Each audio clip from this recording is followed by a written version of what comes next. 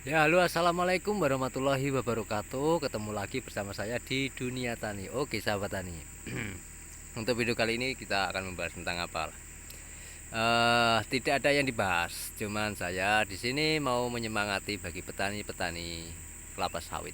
Ya, oke. Oke, di layar Anda ini adalah kelapa sawit di tanah mineral atau biasa disebutnya itu tanah hitam ya.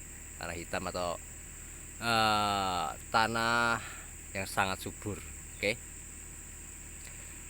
Ini tanaman sawit tahun 2007 tapi pada roboh semua. Oke. Tapi buahnya luar biasa, istimewa buahnya. Kita tidak berbicara tentang pupuk lagi atau apapun. Kalau ada pun ya karena selingan ya. Oke, bagi petani sawit. Semakin tambah tahun ya, semakin tambah tahun, tambah hari itu semakin banyak tanaman sawit baru-baru banyak. Dan kedepannya ini analisa untuk kelapa sawit ini, apakah nanti ya kemungkinan akan tidak ada harganya, itu kan. Dan petani-petani yang baru mau mulai itu biasanya ketakutan, dia berpikirnya di situ.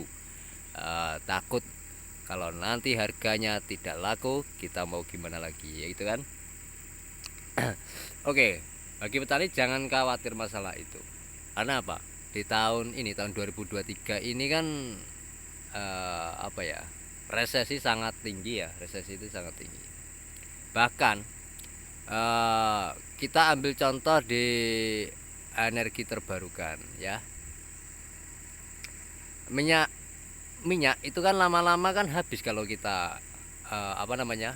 Ambil terus setiap hari kita ambil, kita tambang terus akan habis, dan itu pemulihannya kan butuh jutaan tahun, ya kan. Nah, nah, kalau sudah habis kita akan larinya kemana lagi? Ini ada hubungannya dengan kelapa sawit. Oke, jadi begini. Energi terbarukan dari kelapa sawit. Kelapa sawit ini manfaatnya banyak sekali, banyak banget. Bahkan dari limbahnya pun kita bisa dibikin jadi layar HP. Ya, layar HP kalian ini juga terbuat dari limbah dari kelapa sawit. Oke, itu. Salah satunya adalah minyak biogas, uh, biodiesel ya, biodiesel dari kelapa sawit. Biodiesel dari kelapa sawit ini sangat luar biasa, ini sangat bagus. Jadi bagi petani sawit yang baru mau mulai ya silahkan menanam, silahkan menanam. Bahkan tanamlah yang banyak-banyak. Karena di uh, tahun kemudian saya yakin di Indonesia ini kelapa sawit akan menjadi para apa namanya, incaran negara-negara lain pasti. Meskipun di luar sana masih banyak ya, banyak. Itu adalah salah satu alasan kenapa kelapa sawit ini akan menjadi sumber energi terbarukan yang sangat luar biasa, sangat luar biasa. Jadi jangan takut untuk menanam kelapa sawit. Di bulan tahun kemarin itu pernah menembus harga hampir 5.000 per kilonya. Apa kemungkinan nanti akan bisa kembali lagi? Ya pasti bisa, ya pasti bisa. Karena sudah ada sinyal-sinyal di tahun yang lalu. Itu, itu adalah sinyal. Jadi jangan takut untuk menanam kelapa sawit. Dan kalau sekarang harganya jatuh, ya kita harus sabar, ya kan. Kita sabar aja. Oh, jangan semata-mata nanti langsung ditebang kelapa sawitnya, itu jangan. Kita tidak boleh begitu. Kita tidak boleh begitu. Jadi ya sabar saja untuk kelapa sawit. Oke. Nah, itu ada pengerjaan ekskavator. Ini adalah di tanah mineral. Jadi gini, kelapa sawit yang itu, yang semak banget itu ya, itu kan semak banget. Apa bagus untuk di kelapa sawit? Jawabannya adalah tidak. Dan kalau terlalu bersih, apa bagus? Jawabannya juga tidak. Kenapa? Karena kalau kita terlalu semak, kita pemupukan ya, pemupukan itu pasti akan banyak dimakan oleh gulma, ya kan, pupuknya. Jika terlalu kering ini, itu akan menjadi lahan kering, tidak lembab. Karena sawit ini sekali lagi seperti yang pernah saya bilang di video-video sebelumnya, selalu bilang kalau sawit ini membutuhkan air juga tidak bagus kebanyakan air itu. Oke, sudah paham dan sudah mengerti ya untuk videonya.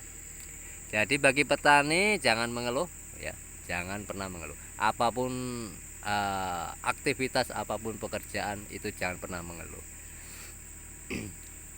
Dan satu lagi, hal yang paling penting adalah kelapa sawit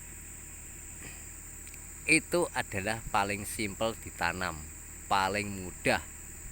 Nah, hanya perawatan, tidak perlu olah lahan ya, tidak perlu olah lahan, hanya perawatan itu aja. Dan satu lagi, ini tanaman tahun 2007, sawitnya sangat hijau royo-royo. Nah, kuncinya di mana Pak? Kuncinya ada di pupuk. Kita bisa, sebenarnya kita itu bisa belajar dari alam loh, bisa belajar dari alam. Kita nggak perlu harus pupuk apa itu jangan. Contoh kita di tanah gambut itu selalu buahnya dan pelepahnya itu hijau, ya kan, hijau. Itu kenapa kok bisa Pak? Padahal kadang kan ada itu ya, lahannya sudah gambut tapi kok sawitnya kuning-kuning, itu kenapa? Sebenarnya ada di irigasi airnya, karena airnya tidak mengalir. Karena sawit ini membutuhkan air yang mengalir ya, sekali lagi air yang mengalir itu. Cuman itu aja kuncinya. Kalau kita airnya lancar, jadi habis tergenang sore habis air, itu lebih bagus, lebih bagus. Sawit senang yang kayak gitu. Oke. Sudah paham ya dari sini, dan semoga semangat bagi petani sawit. Jangan ragu untuk menanam sawit, oke? Karena di tahun yang akan datang ini resesi semakin besar ya. Sekali lagi, resesi semakin besar. Kemungkinan besar ya akan ada energi terbarukan yang baru, oke? Dari kelapa sawit. Contoh ini, dari daun pelepahnya kelapa sawit ini bisa menjadi kertas alias buku ya, sama batangnya bisa menjadi buku. Dan dari limbahnya, dari limbah pabriknya, kita bisa membuat jadi biogas. Nah, biogas. Jadi biogas dialirkan ke genset supaya bisa menghasilkan energi listrik. Oke, sudah paham dari itu ya. Jadi banyak sekali manfaatnya. Dan air limbahnya itu bisa menjadi pupuk cair organik bagi kelapa sawit itu sendiri.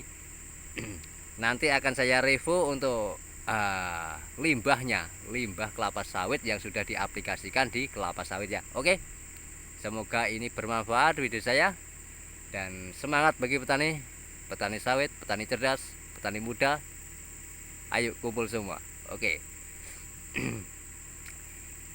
Cukup sekian di video saya, dan video sampai di sini. Wassalamualaikum warahmatullahi wabarakatuh. Salam cerdas luar biasa.